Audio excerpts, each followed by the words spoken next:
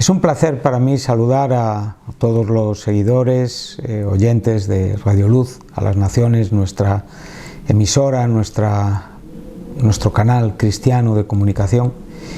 Y bueno, vamos a continuar con el tiempo que hemos tenido con la palabra de Dios, ya en los últimos sermones que nos han ocupado. Como bien sabéis, aquellos que habéis podido seguir lo que hemos estado haciendo, estamos haciendo una serie de sermones que han tenido su base, ¿no? Podríamos decir su Gilgal, ¿no?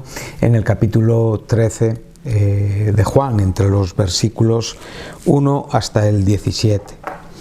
Y a partir de ahí hemos seguido elaborando pues un poco la enseñanza que Cristo en este contexto nos está enseñando, y hemos avanzado a través de 3 enseñanzas más, y hoy es la 4ª enseñanza que vamos a compartir con vosotros.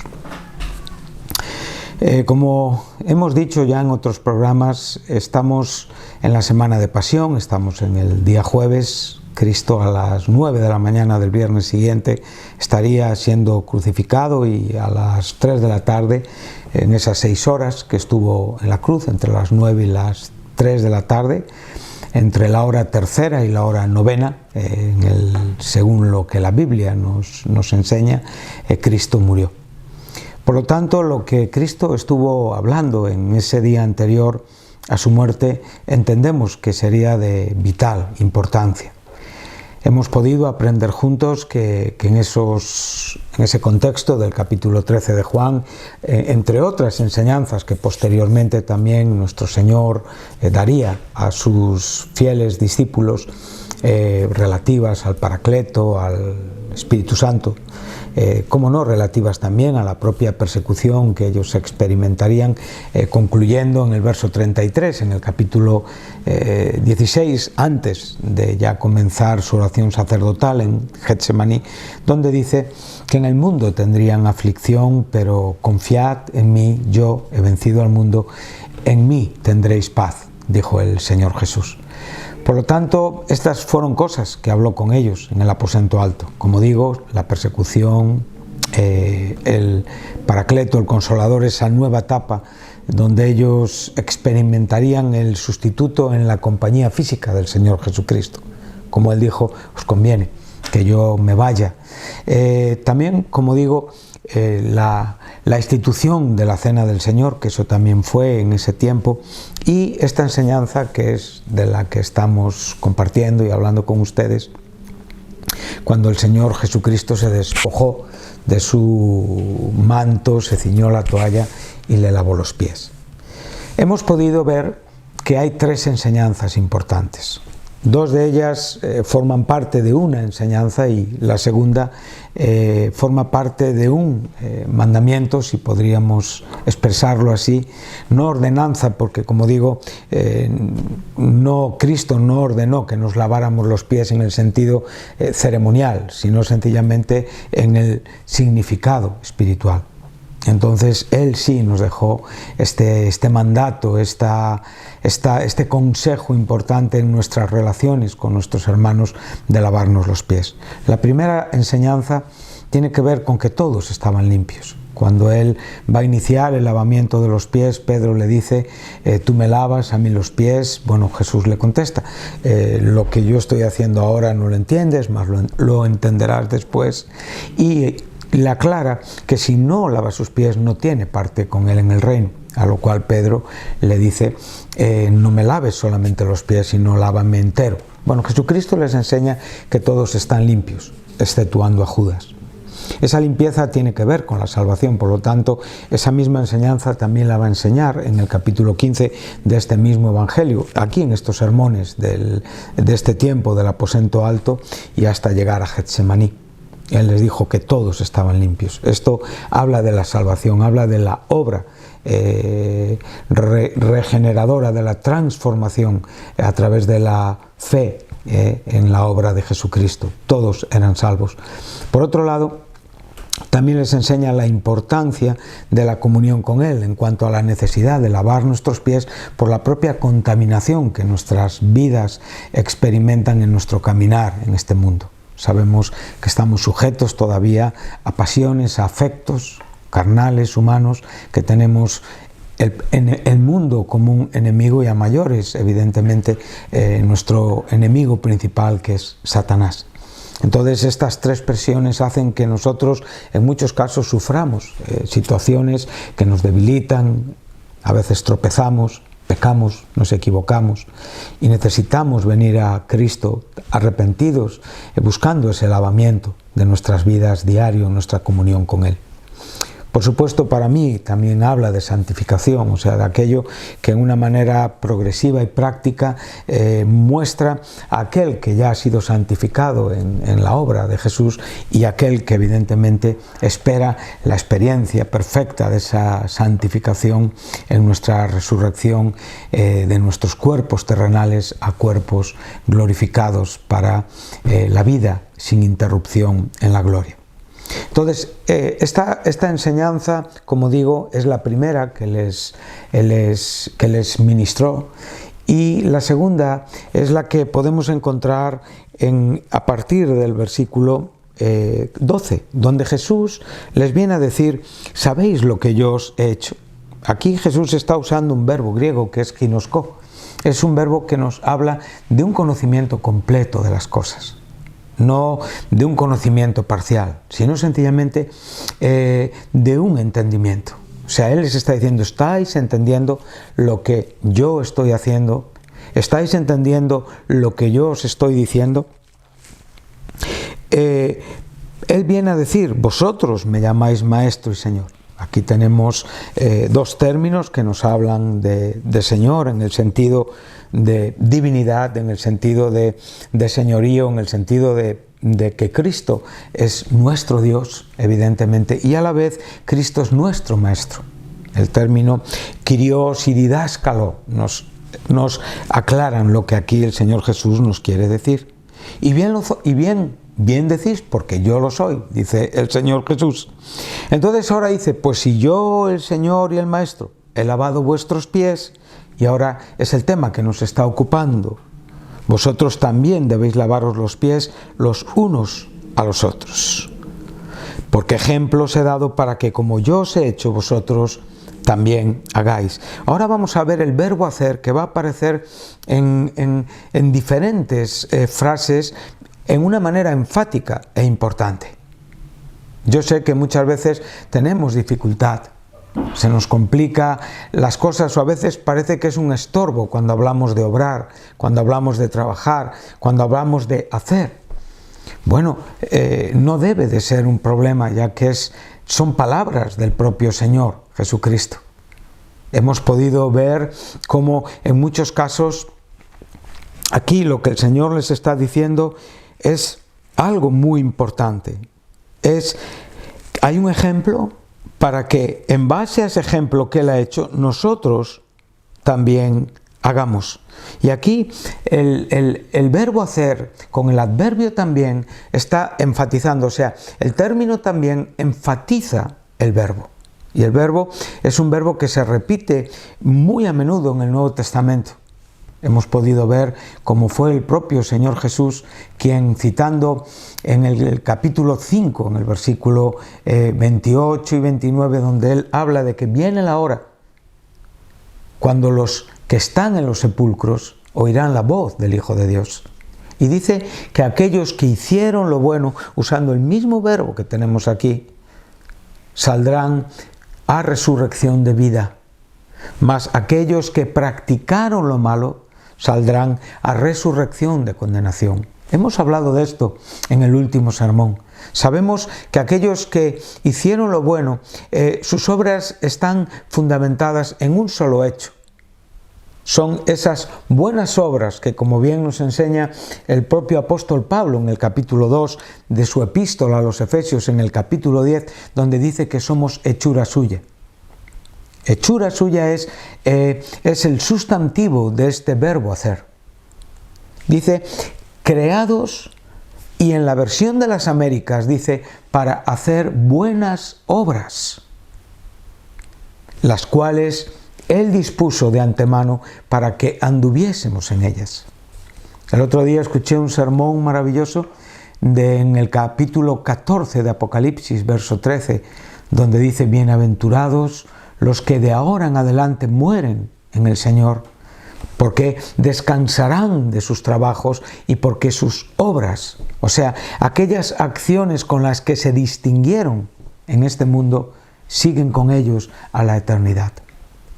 Sabemos que estos hombres de Apocalipsis están en plena situación de tribulación. Es un tiempo todavía futuro y que su muerte obedece a la relación con su propia fe. Pero nosotros lo traemos a nuestra vida hoy, lo aplicamos a nuestra vida hoy porque es importante, en la misma manera que nos enseñó Pablo, como hemos dicho. Somos hechura suya. Habrá un día en que los que hicieron lo bueno saldrán a resurrección de vida. Habrá un día que cuando muramos en el Señor, si es que experimentamos o pasamos por la experiencia de la muerte, nuestras obras, nuestra vida, evidentemente continuará con nosotros para presentarnos delante de nuestro Señor. Por lo tanto, es muy importante hacer caso a todo lo que Cristo nos quiere enseñar. Es muy importante lo que estamos haciendo en esta vida. Es muy importante el leer la palabra, y como bien nos enseña, dice que el hombre que realmente lee la palabra y la pone en práctica, ese es el hombre prudente y sabio. El propio Santiago en su carta nos enseña en el verso 25 del capítulo 1 que nosotros realmente no debemos de ser oidores olvidadizos, sino hacedores de la palabra que hemos escuchado. Por lo tanto, este asunto tiene que pesar en nuestros corazones y es muy importante en cuanto a la propia práctica del cristianismo. Creo, y es verdad, que vivimos tiempos donde a veces estamos buscando doctrinas, nos gusta escuchar esas verdades gloriosas que tienen que ver con las últimas cosas. Nos encantan escuchar verdades en cuanto a que todo ha sido hecho por gracia y todo esto es correcto. Nada de lo que hacemos lo podemos separar de la gracia que nos ha alcanzado. El propio apóstol dijo: antes he trabajado más que todos, pero no he sido yo, sino la gracia de Dios en mi vida. Pero creo que es muy importante escuchar enseñanzas en cuanto a lo que es la vida dentro de la iglesia, a cómo nos conducimos dentro de la iglesia, a cómo nos comportamos con nuestros hermanos, a cómo nos comportamos con los de afuera. Y esto tiene que ver con este verbo hacer. Jesús nos lo dejó muy claro en este aposento alto donde Él estaba enseñando: vosotros también hagáis. Y nos recalcó: el siervo no es mayor que su Señor. Nuestras acciones tienen que ser hechas en aquel, y tienen que ser hechas como aquel que es nuestro Señor, ni el enviado, por supuesto, es mayor que el que le envió. Si nosotros sabemos estas cosas, o sea, las conocemos correctamente, perfectamente, entonces somos bienaventurados, y de nuevo Él nos vuelve a enseñar: bienaventurados sois si las hacéis. Por lo tanto, debemos de prestar atención a nuestro caminar, debemos prestar atención a nuestra relación con nuestros hermanos, a cómo nos comportamos, qué huella estamos dejando en la iglesia. Y en este tiempo me gustaría ir al capítulo 14 de Romanos, donde estaremos después de esta breve introducción en este tiempo que el Señor nos está concediendo. Vamos a estar en el capítulo 14 de Romanos, donde tenemos un contexto que nos habla acerca de la relación entre creyentes. Dice así en el título que separa en mi Reina Valera: los débiles en la fe. En este capítulo el apóstol Pablo nos va a enseñar a relacionarnos los fuertes con los débiles con los fuertes.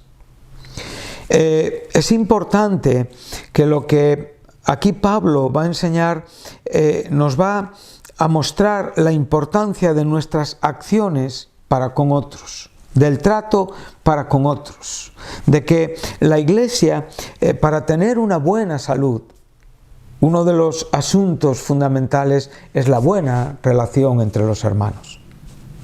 Cuando hablamos de Iglesia, sabemos que estamos hablando del cuerpo de Cristo. Sabemos que estamos hablando de ese cuerpo místico del Señor, de quien Él es la cabeza. Sabemos que hablamos de un organismo vivo, espiritual, preordenado antes en la eternidad anterior y antes del tiempo, y que realmente estará seguro desposándose con su esposo en las bodas del Cordero para poder vivir eternamente en la nueva Jerusalén, en los nuevos cielos y en la nueva tierra. Esta iglesia es perfecta. En esta iglesia no hay mancha ni defecto. Es una iglesia que Cristo lavó con su sangre, como nos enseña Pablo en el capítulo 5 en la carta a los Efesios. Pero también Pablo nos enseña que esta iglesia es la casa grande, donde hay diferentes miembros, donde hay diferentes utensilios, donde los miembros tienen que esforzarse en limpiarse de muchas cosas, en vivir en una vida santa, para ser instrumentos de honra y gloria, para ser instrumentos útiles que glorifican el nombre del Señor. Y es en esta iglesia donde nosotros también estamos y vivimos diariamente. Y es en esta iglesia donde tenemos las dificultades, los problemas. Y es en esta iglesia donde tenemos que aprender de la palabra, que es la que nos enseña cómo realmente debemos de ser y debemos de comportarnos con nuestros hermanos. Debemos de entender que el amor debe de ser el mecanismo principal en el trato con otros. Hemos sido salvos por el carácter amoroso de nuestro Dios. Él nos amó. Él murió por nosotros en la cruz, cuando nosotros no le amábamos y cuando nosotros lo despreciábamos. Por lo tanto, ese mismo amor tiene que ser la fuente con la que nosotros nos relacionamos con nuestros hermanos, los más amados, aquellos que también tenemos dificultades con ellos, aún con nuestros enemigos. Es el propio apóstol quien, antes de introducirnos al capítulo 14, él ya nos ha enseñado claramente que hay que amar a los que nos maldicen, que hay que amar a aquellos que nos son contrarios y que realmente hay que amar a nuestro prójimo en general, porque en el amor está el cumplimiento de la ley. Jesús nos enseñó esto, hablándonos del primer y gran mandamiento, Mateo 22, 36, donde dice: amar a Dios con toda tu mente, con toda tu alma y con todas tus fuerzas. El segundo es semejante al primero, amar a tu prójimo como a ti mismo, y de estos dos mandamientos cuelgan la ley y los profetas. Esto nos lo ha enseñado aquí también unos versículos anteriores, en el final del capítulo 13, donde dice: el amor no hace mal al prójimo, así que el cumplimiento de la ley es el amor. Y después nos introduce a entender el tiempo que vivimos, porque está más cerca la salvación que cuando nosotros creímos, y que debemos de vestirnos, evidentemente, con las obras de la luz, con las armas de la luz, andar de día honestamente, no en glotonerías ni borracheras, sino vestidos del Señor Jesucristo.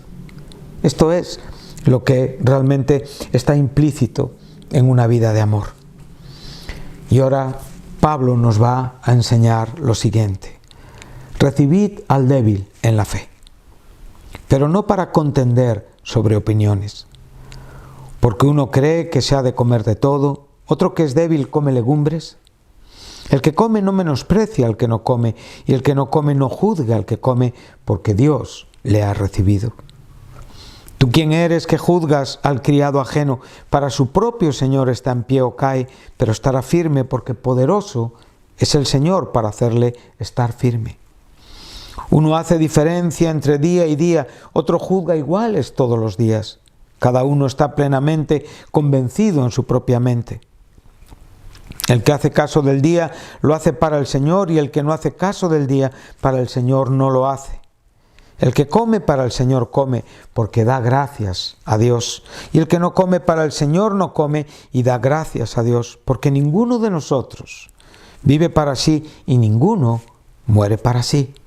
Pues si vivimos, para el Señor vivimos, y si morimos, para el Señor morimos. Así pues, sea que vivamos o que muramos, del Señor somos. Porque Cristo para esto murió y resucitó y volvió a vivir, para ser Señor así de los muertos como de los que viven. Pero tú, ¿por qué juzgas a tu hermano? O tú también, ¿por qué menosprecias a tu hermano? Porque todos compareceremos ante el tribunal de Cristo. Porque escrito está: vivo yo, dice el Señor, que ante mí se doblará toda rodilla y toda lengua confesará a Dios, de manera que cada uno de nosotros dará a Dios cuenta de sí. Bueno, vamos a leer estos 13 versículos. No vamos a poder alcanzar el poder explicarlos todos, lo haremos en una manera expositiva.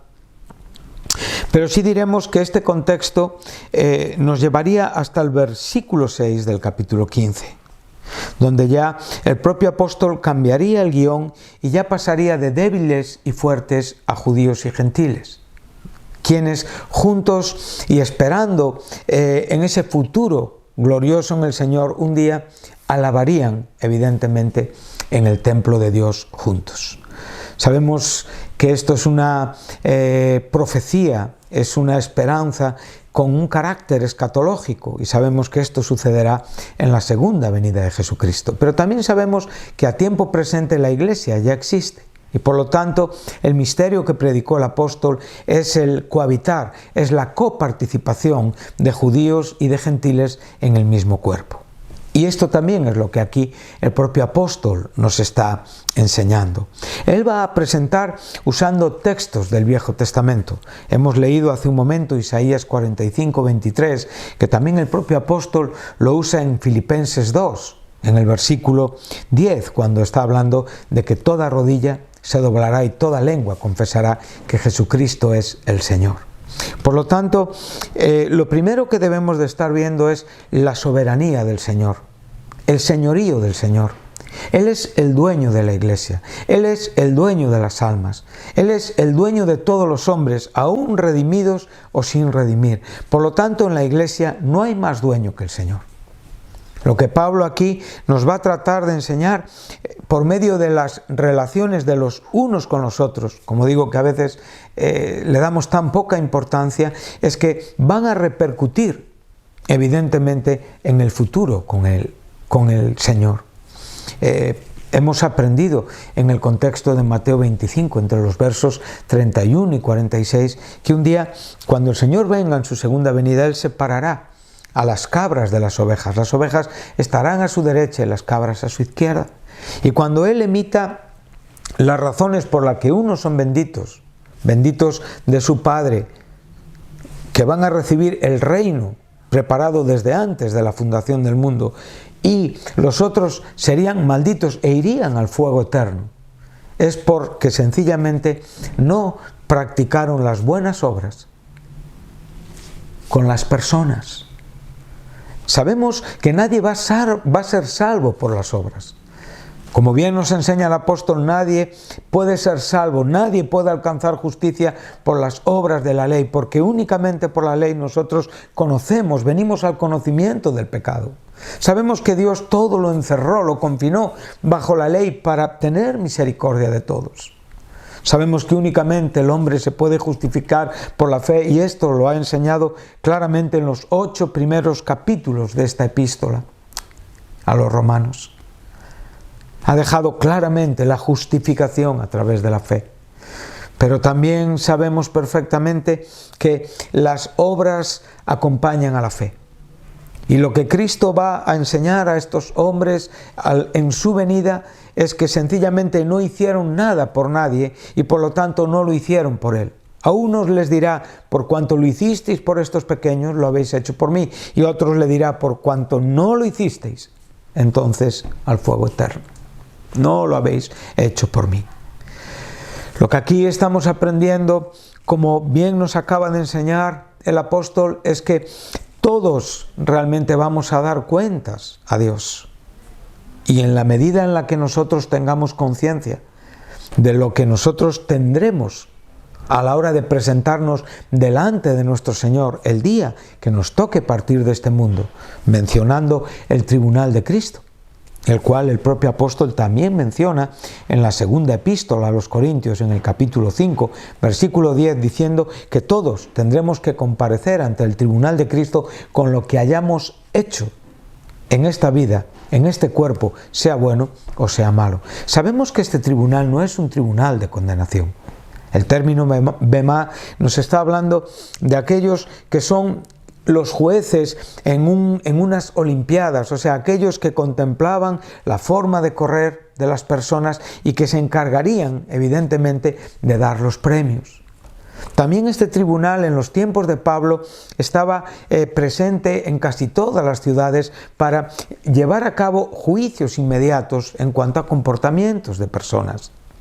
Por lo tanto, este juicio no tiene que ver con condenación. El creyente ha sido lavado en la sangre de Jesucristo. Dios no puede juzgar de nuevo su obra. Él ha juzgado nuestros pecados en Cristo. Pero partiremos de esta vida y nos presentaremos delante del Señor en un momento previo a nuestro desposorio en las bodas del Cordero. Y ahí, en una manera individual, cada creyente dará cuenta de sus comportamientos aquí en esta vida. Por lo tanto, el trato a nuestros hermanos, el trato a nuestros semejantes es importante. Puede parecer que aquí Pablo se está ocupando de asuntos terrenales, pero nada más lejos de la verdad. Estos asuntos terrenales Él los está equilibrando por medio de la importancia y del equilibrio entre la teología y la ética. La ética tiene que ver con el comportamiento. Estos asuntos terrenales, estas relaciones interpersonales entre creyentes, Él está mencionándolas que van a repercutir y está hablando del juicio, está hablando de la segunda venida, está hablando de la resurrección y todo lo está fundamentando en base a una declaración de que Cristo murió por nosotros, para ser Señor tanto de los que viven como de los que mueren. Por lo tanto, debemos de prestar atención a aquellas cosas que hacen diferencias entre nosotros. Por otro lado, tenemos que comprender en este contexto y tratar de extraer la aplicación contemporánea al tiempo donde nosotros vivimos. Sabemos que el tiempo en el que Pablo escribe esta carta, que fue en el año 57 después de Cristo, a una iglesia que no sabemos quién la fundó, pero que realmente Pablo quería visitar de camino a España. Sabemos perfectamente que la razón por la que el propio apóstol está escribiendo estas verdades tiene que ver, obviamente, con las relaciones con aquello que es importante para el apóstol en cuanto a lo que esta iglesia expresa y manifiesta. Muchas veces, como digo, nosotros pensamos que esto no es importante. ¿Cómo me relaciono con mis hermanos? Pero aquí Pablo está dándonos una enseñanza que está manifestando que todo guarda una relación con ese futuro y todo afectará evidentemente a ese futuro. Cristo murió por todos para ser Señor tanto de los que viven como de los que han muerto. Entonces, lo primero que tenemos que ver y lo primero que tenemos que tratar de diferenciar en este bosquejo es dividirlo en un principio en 4 partes. Veremos que tenemos un aspecto positivo, que lo tenemos en el versículo 1, que quiere decir recibid al débil en la fe. Y después tendremos 3 porciones negativas, las encontraremos entre el versículo 2 y el 13a, la encontraremos en el versículo 13b al 23 y las encontraremos en el versículo 15 entre los versículos 1 al 4.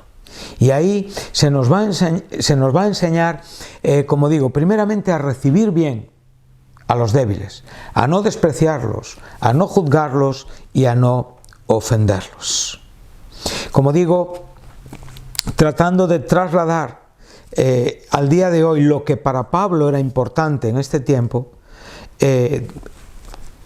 entendemos, estamos en una cultura grecorromana cuando Pablo está aquí escribiendo. Hoy vivimos en el año 2020. Las situaciones en la iglesia, las ocupaciones, los trabajos, hay tantas cosas que en el mundo hoy son diferentes, pero aquello que nos separa, aquello que nos molesta o aquello que realmente evidencia un trato erróneo entre creyentes más fuertes y más débiles, siguen teniendo en esencia el mismo carácter, y por lo tanto esta palabra a día de hoy es perfectamente útil e importante como palabra inspirada de Dios. ¿A quién se está refiriendo Pablo? ¿Quiénes son los fuertes? ¿Quiénes son los débiles? Bueno, en un principio, y después de haber leído algunos comentarios, Pablo puede estar refiriéndose a cuatro tipos de personas diferentes en cuanto a débiles. No tenemos dificultad en cuanto a quiénes son los fuertes. Los fuertes son las personas maduras, los fuertes son esas personas que ya entienden la Escritura, que han adquirido una libertad en Cristo. Pablo se identifica con los fuertes. Los propios débiles son personas que en ciertos asuntos también están equivocados, pero hay que enseñarles y hay que ayudarles a comprender en una manera amorosa, no en una manera increpante, no en una manera en la que se producen discusiones por asuntos de opiniones. Por lo tanto, sabiendo ya quiénes son los fuertes, tenemos que ver quiénes son los débiles. Bueno, hay cuatro tipos, hay cuatro posibilidades que nos van a presentar cuatro personas o individuos diferentes en la iglesia. El primero podríamos hablar de creyentes que vienen del paganismo, o sea, que vienen acostumbrados a la idolatría. Bueno, de esto nos habló un poquito el apóstol Pablo también en su carta a los Corintios, su primera carta, en el capítulo 8, donde él también va a hacer como un paralelismo, va a tener mucha similitud en el consejo que da, pero marcado por alguna diferencia. Por ejemplo, él va a hablar de abstenerse o de comer, él va a hablar de no hacer tropezar, él va a hablar de la importancia de la santidad de conciencia, que no sea agredida, también de la propia limitación voluntaria del maduro en cuanto al ejercicio de la libertad cristiana y, por supuesto, del hermano por quien Cristo murió. Pero él no va a hacer mención de esas viandas sacrificadas a los ídolos, ni en este contexto la idolatría, digamos, es el asunto importante. Por lo tanto, una posibilidad es hermanos que vienen de una vida de idolatría. El mundo en el que Pablo vivía, la cultura grecorromana, era una cultura profundamente idólatra, muy politeísta. Por lo tanto, estos hombres que habían sido alcanzados por el Evangelio todavía tenían mucha dificultad de conciencia a la hora de comer o a la hora de beber o a la hora de de dejar de practicar ciertas festividades o ciertos días especiales. Bueno, a estos Pablo está enseñándonos que les tratemos con cariño. Es probable que todos nosotros podamos identificarnos con este tipo de personas en algún momento de nuestra vida cristiana. Veníamos de un mundo idólatra, veníamos del paganismo y, por supuesto, en nuestra conciencia débil en nuestro comienzo, en muchos casos, fue ayudada por hombres de una mayor fortaleza espiritual que nosotros. El segundo tipo de persona podrían tratarse de ascetas. El ascetismo era algo muy común en la vida de la iglesia en el primer siglo. De hecho, Pablo a los colosenses les advierte de que tengan cuidado de ese tipo de filosofías que evidentemente son sutiles y vienen a a molestarles, vienen a dañarles en su vida de fe. Y dice que este tipo de comportamientos tienen cierta reputación en cuanto a lo que es el culto a la carne, pero no tienen poder contra los apetitos de la carne. Por lo tanto, estos ascetas también podrían venir tanto del lado pagano. Habían, por mencionar algún grupo, entre otros, estaban los pitagóricos, los seguidores de Pitágoras, un hombre que vivió aproximadamente en el siglo V a.C. y que, además de enseñar matemáticas y otras disciplinas de la ciencia, también contemplaban en la religión un tipo de vida y de trato duro al cuerpo como una manera de controlar y de alcanzar una espiritualidad. En el lado judío tendríamos los esenios, que son también un grupo que se le ha identificado con los de la comunidad de Qumrán, de quienes se encontraron pues esos manuscritos ya en años cercanos a nuestra época, y que tanto bien hicieron a la hora de poder ver, por supuesto, la propia inspiración autoritativa, infalible de las escrituras. O sea, eran rollos con copias enteras y bien conservadas de muchos libros del Antiguo Testamento. Estos esenios eran también judíos. Juan Bautista se pensaba que venía de ahí, y fueron de los que pelearon en última instancia cuando fue esa conquista en el año 70 de Roma, en una manera ya muy agresiva en la destrucción del templo, y también ellos guardaban la fortaleza de Masala, ¿no? De Masada, donde ahí yo creo que ahí pues erradicaron por completo este grupo, y eran personas, como digo, de un trato duro al cuerpo. Por lo tanto, también podríamos estar hablando de personas convertidas de este tipo de movimientos.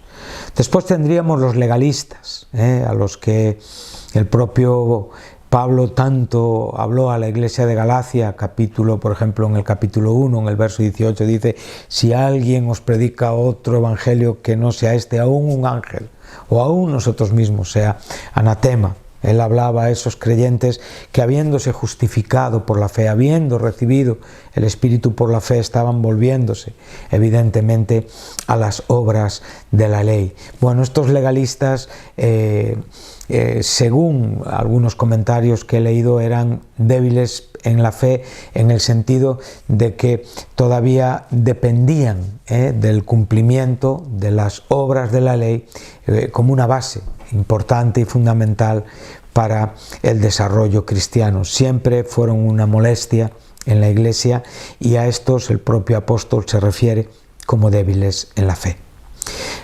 Y también, en cuarto lugar, y en mi opinión, este sería el grupo a los que Pablo se está refiriendo, aunque no dejo de pensar que también los gentiles venidos del paganismo están incluidos aquí, son los judíos convertidos al cristianismo, para los cuales todavía, pues como digo, los asuntos principales de su religión judía, como eran los alimentos. Sabemos que a lo largo de las páginas de la Biblia el judaísmo se distingue por muchos preceptos relacionados con los alimentos.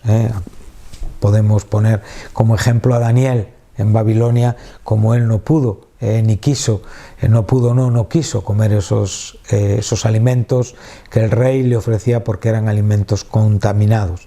Por lo tanto, ese término kosher, que tiene que ver con alimentos de animales que han sido correctamente sacrificados, pues a veces a estos judíos no tenían la garantía, y por lo tanto también sus conciencias eran afectadas y golpeadas en cuanto a sí cabría la posibilidad de que esos alimentos no fueran correctamente sacrificados. Y como digo, este tipo de libertad todavía no la habían adquirido en cuanto al sábado o en cuanto a las diferentes festividades judías, que son los asuntos que aquí Pablo se está ocupando, del comer y evidentemente de los días, tanto el que come de todo como el que no come, tanto el que hace caso del día como el que no hace caso del día. Y vemos que en todo momento Pablo está diciendo: no juzguemos, Dios les ha recibido, para su Señor están en pie, Dios es poderoso, el Señor es poderoso para hacerle estar en pie. En la misma manera, también nos está diciendo que el que hace caso, no hace caso del día, lo está haciendo para el Señor. Tanto el que come, como el que no come, como el que hace caso, como el que no hace caso. Por lo tanto, ¿qué estamos diciendo? ¿Que debemos de quedarnos en una idea débil? No, todo lo contrario. Lo que estamos tratando de enseñar es que debemos de tener un correcto tracto con aquellos que son débiles.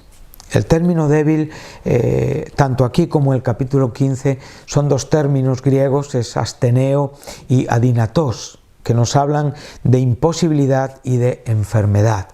Y lo que tiene que ver aquí no es con fuerza humana. Tampoco el débil es alguien que no tiene fortaleza para enfrentar el pecado. No estamos hablando de tentaciones, estamos hablando de una fortaleza cognitiva en cuanto a lo que es la conciencia. Por lo tanto, aquí el débil es alguien que realmente no tiene una libertad de conciencia. Y si nosotros le obligamos, le tratamos mal, no le recibimos como debemos, estamos dañándole en sus comienzos como creyente, como cristiano. Por lo tanto, creo que si hay también algo importante hoy en la Iglesia, y ya digo, un capítulo de esta epístola se ha dedicado a enseñarnos estos asuntos tan prácticos y tan importantes, es que realmente sepamos tratar a nuestros hermanos más débiles. Yo no sé dónde usted se ubica, no sé qué es lo que usted está viviendo en la Iglesia. Puede ser que esté sintiendo esta falta de libertad, que se pueda sentir hasta condenado porque otros les ve practicar ciertas cosas. Bueno, vemos que el débil tiene el error de juzgar y el fuerte tiene el error de menospreciar. El débil ve al fuerte como alguien que no tiene el testimonio adecuado ni el testimonio correcto en cuanto a su comportamiento o en cuanto a su praxis. Y el fuerte está viendo al débil evidentemente como alguien que realmente no ha entendido nada de la Biblia y en cierta manera le menosprecia. Por lo tanto, para ir concluyendo ya el tiempo que Dios nos ha permitido, es que podamos comprender este asunto, que podamos entender la razón de lo que aquí Pablo nos quiere enseñar y, por supuesto, la centralidad del amor. Observemos que el versículo 15 nos está dando lo que para mí es el versículo central de este contexto. Dice que si por causa de la comida tu hermano es contristado, ya no andas conforme al amor. No hagas que por la comida tuya se pierda aquel por quien Cristo murió. Y aquí la palabra perder en otras traducciones es destruir, es arruinar. O sea, ¿qué nos está diciendo? Que por nuestra opinión o por nuestro conocimiento de las cosas y por nuestra falta de sensibilidad hacia una persona que todavía no entiende las cosas como un fuerte las entiende, que no actuemos en manera que le causemos un daño a alguien por quien Cristo murió. Ya no andamos conforme al amor. Recordamos, el Señor Jesús les habló de ese amor. El Señor Jesús les dijo: debéis lavaros los pies los unos a los otros. El Señor Jesús les dijo que realmente en la misma manera que se lo vimos hacer a Él, también nosotros tenemos que hacerlo. Él nos enseñó que realmente si sabemos estas cosas, seremos muy bienaventurados si las comprendemos, si las entendemos, si las hiciereis. Cuando nosotros debemos a otros, estamos entendiendo que hay una deuda. Mi comportamiento con mis hermanos es en base a la propia deuda, al propio deber que yo tengo para con usted y usted tiene para conmigo. Mis hermanos son objeto de mi corazón porque es un principio fundamental de mi cristianismo y de mi entendimiento en aquello que a mi Señor le agrada. Por lo tanto, cuando estamos diciendo ya no andamos conforme al amor, el verbo andar, peripateo, es un verbo que habla del acto físico de caminar, pero también habla de comportamiento.